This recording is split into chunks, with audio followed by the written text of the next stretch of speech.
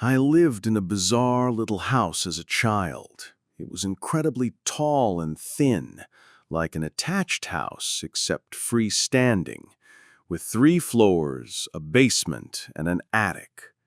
It was full of quirks, such as 2 fully functional fireplaces, a shower stall in the center of the basement, a backyard so small that you could not take 5 paces without hitting the fence, and an old-timey rope-pulled dumb waiter that led from the kitchen to my bedroom.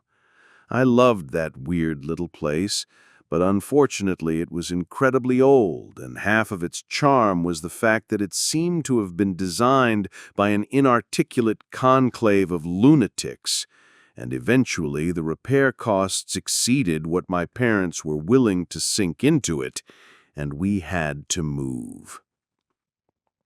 Preparing for the move was a chore. I packed most of my stuff myself, and I had taken to throwing stuff down the dumbwaiter and shoving all my clothes so thickly in my closet that they became a single, solid brick of fabric. While clearing that closet out, in fact, I came across a feature I hadn't noticed before: an attic entrance in the roof. Being an adventurous kid, I opened her up, stood on the clothes brick, and began my first and last exploration into the topmost part of our weird little house. The first thing I noticed was that it wasn't as dark as it should have been.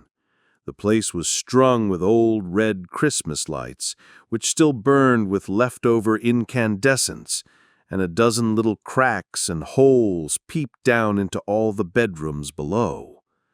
The second thing I noticed was that the place was set up for habitation. The insulation was plasticed away, there was an old gurney piled with sleeping bags and sheets, and a rusted mint-green refrigerator which still worked when I tested it.